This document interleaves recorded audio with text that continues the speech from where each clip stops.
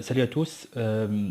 Dans la dernière session, je vous ai montré comment on peut créer les combinaisons de charges manuelles pour le cas du projet étudié. Donc, sollicité par les charges permanentes, la charge d'entretien et l'action du vent. Et comme je vous ai dit, si le nombre des charges n'est pas très important, je peux euh, effectuer la démarche simple, manuelle, pour la création des combinaisons de charges. Dans le cas où le projet est sollicité de plusieurs charges, dans ce cas-là, plusieurs charges avec de plusieurs natures, et dans ce cas-là, la solution c'est de créer les combinaisons automatiques. Et je vous ai montré sur un exemple la prochaine fois, dans la prochaine session, comment on peut créer les combinaisons de charges automatiques.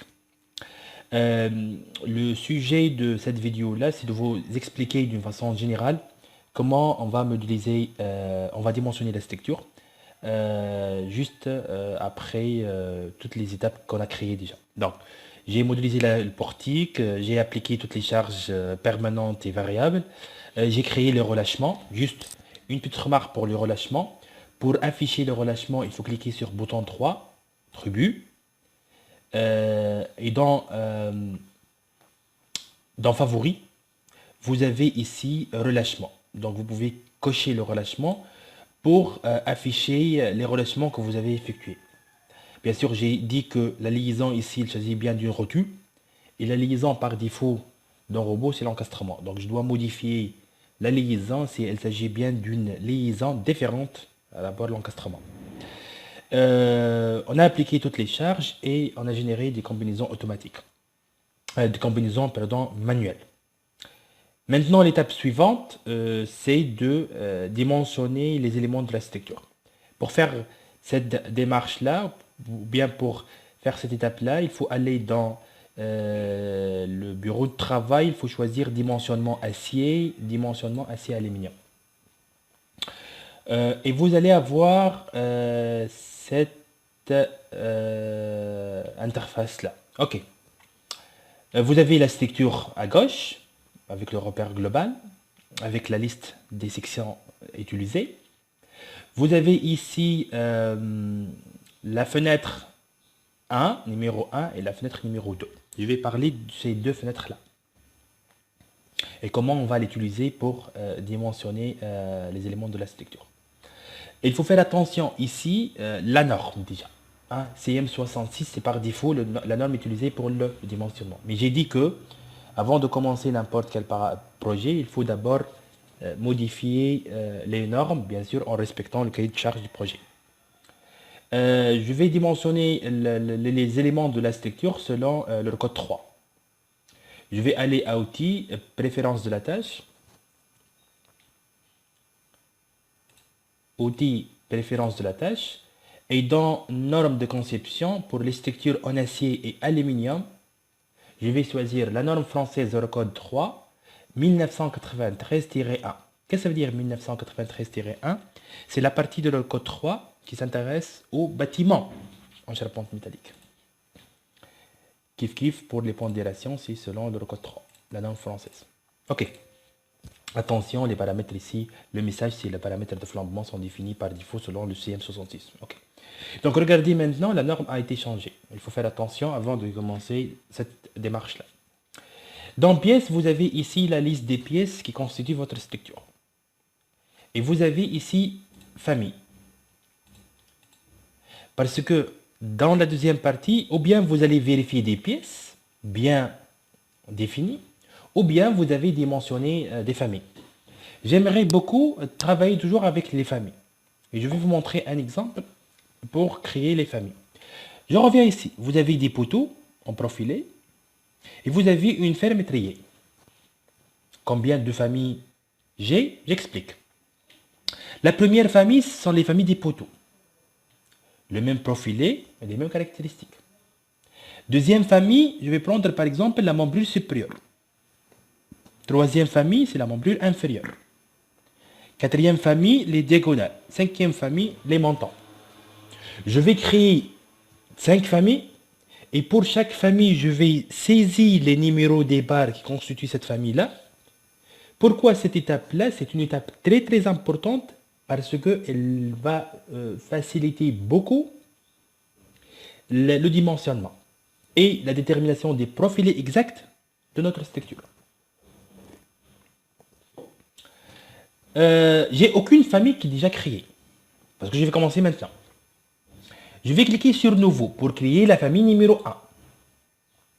Le nom de la famille, je vais commencer par poteau. OK? Et je vais sélectionner manuellement ici avec CTRL les pièces qui constituent le poteau. 1 et 2. Je peux afficher aussi les numéros des barres. Ici, 1 et 2 constituent la famille poteau. Et j'enregistre. J'ai créé la première famille poteau. Je vais créer une nouvelle famille, numéro 2. Le nom, c'est la membrure supérieure. Il faut faire attention, il faut supprimer l'ancienne liste et je vais sélectionner la nouvelle liste. Enregistrer. Je vais créer une troisième famille, la membrure inf, cette fois-ci. Je supprime l'ancienne liste et je vais cliquer sur la nouvelle liste, les nouvelles pièces. 3. Je vais continuer, je vais créer une quatrième famille et je vais nommer ça diagonale. Et je vais sélectionner ici le diagonale. Regardez le diagonale en bas à droite. De longueur, par exemple ici 2,65 mètres. Mais elle est constituée de double cornière 50 x 5. Je reviens ici. Sélectionner barre. Et je vais sélectionner double cornière, uniquement les doubles cornières 50 x 5. Avec les deux flèches, je peux déterminer ici la liste des numéros des barres là, qui constituent cette famille-là. Et voilà la liste des barres qui constituent les diagonales. Enregistré. Il nous reste une dernière famille, les montants. Je vais nommer ici montant. Et je vais sélectionner la liste. Je supprime l'ancienne liste. Et je peux ou bien sélectionner manuellement avec le curseur. Bien sûr, il faut faire attention. Hein. OK. Il faut sélectionner uniquement les montants. Ou bien manuellement avec CTRL, je peux sélectionner toutes les barres. Ou bien, comme j'ai fait pour les diagonales, je peux effectuer la sélection rapide. Enregistrer. Pourquoi toute cette démarche-là et la création de ces 5 familles-là? Parce que je reviens ici et je vais effectuer par exemple le dimensionnement des familles. Et je vais sélectionner n'importe quelle famille que je cherche à dimensionner. Ou bien toutes les familles. De 1 à 5. Et je lance le calcul. Bien sûr, là, on a juste un exemple. Hein. Je lance le calcul global pour la vérification de la structure.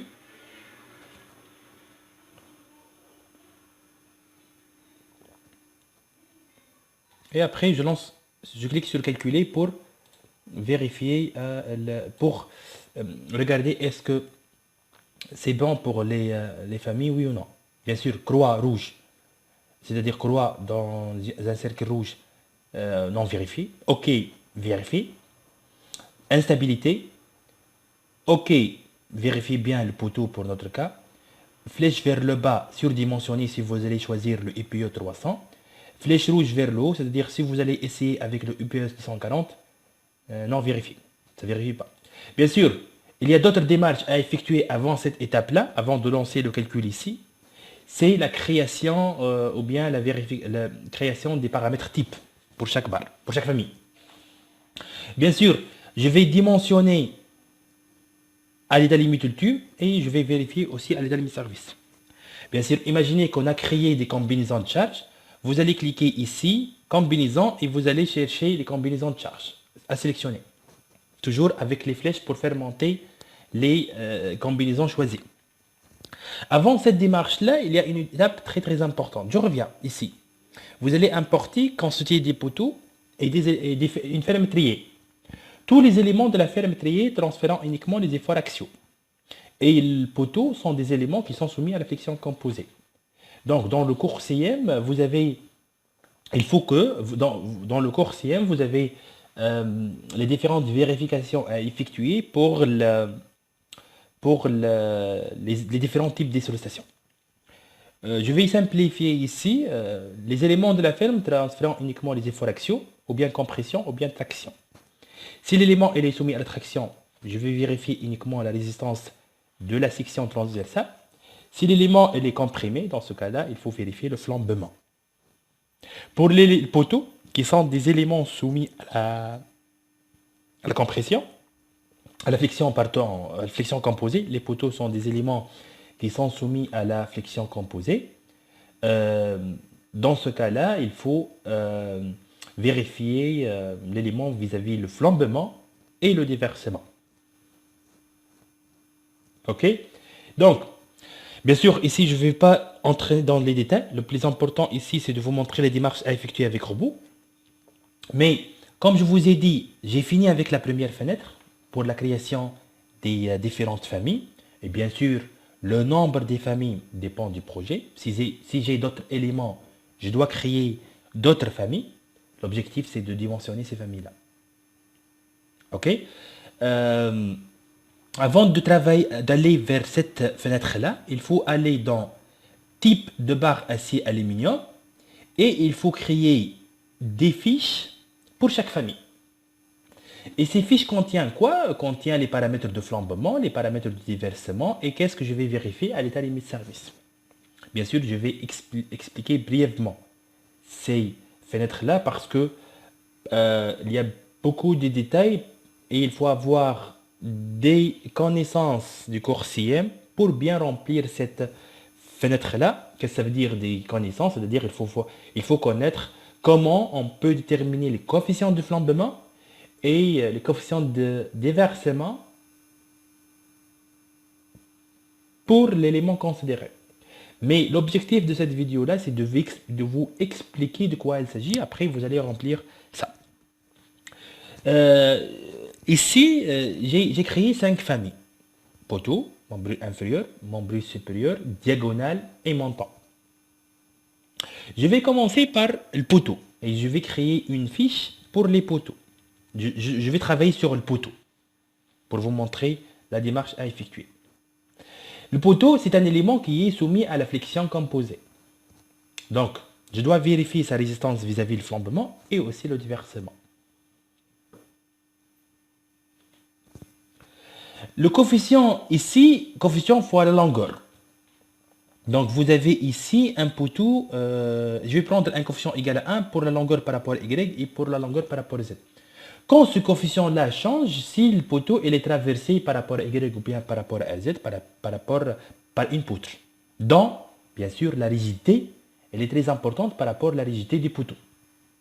Pourquoi je vais considérer par rapport à Y toute la longueur de poteau? Parce que je vais supposer que la rigidité de la membrure inférieure est très faible. Donc, je vais considérer toute la longueur.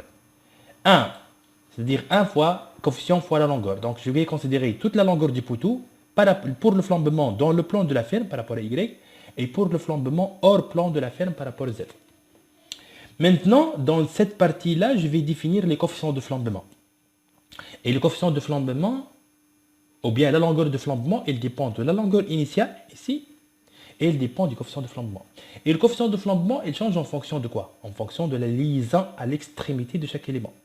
Si il est bi-encastré 0,5, si il est encastré articulé 0,7, si il est bi-articulé 1, si il est encastré libre, ou bien articulé libre égal à 2.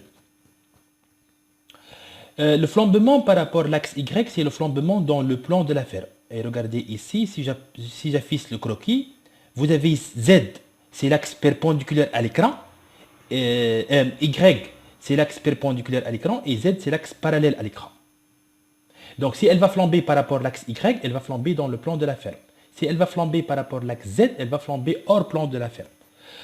Pour le flambement par rapport à Y, je vais considérer la rigidité, elle est très faible de ces poutres-là, et donc je vais considérer le poteau comme étant articulé libre. Donc, je vais prendre un coefficient égal à 2, et avec translation, parce que le poteau, elle peut se déplacer en tête poteau. Pour le flambement par rapport à Z, je vais considérer que le poteau il est stabilisé par un croix centré. Donc, articulé en bas, encastré, le nœud il est fixe grâce au croix centré Dans ce cas-là, c'est un nœud fixe, donc encastré. Encastré articulé, ça fait 0,7. Et sans translation, puisque le croix centré, ils vont stabiliser le poteau vis-à-vis le déversement, vis-à-vis le vent, l'action du vent. Donc je vais considérer par rapport à Z ce nœud-là qui est fixe, donc encastré, articulé 0,7, et par rapport à Y, donc le croix centré n'a aucun effet sur le flambement par rapport à Y. Par rapport à Y, j'ai pris le cas le plus défavorable. Encastré libre parce que je vais considérer que la rigidité de ces poutres-là, elle est très faible. Puisque l'élément est soumis à la flexion composée, je dois aussi vérifier le déversement. Et pour le déversement, les charges sont appliquées sur la semelle supérieure du poteau. Et je vais mettre ici le coefficient de flambement par rapport à l'axe Z, 0,7, par rapport à la faible inertie, 0,7, de L0, utilisé ici déjà.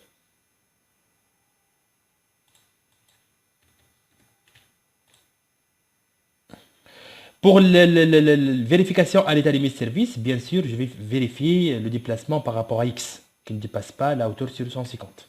Par rapport à Y, je ne vais pas vérifier le déplacement parce qu'il est stabilisé par le croix centré.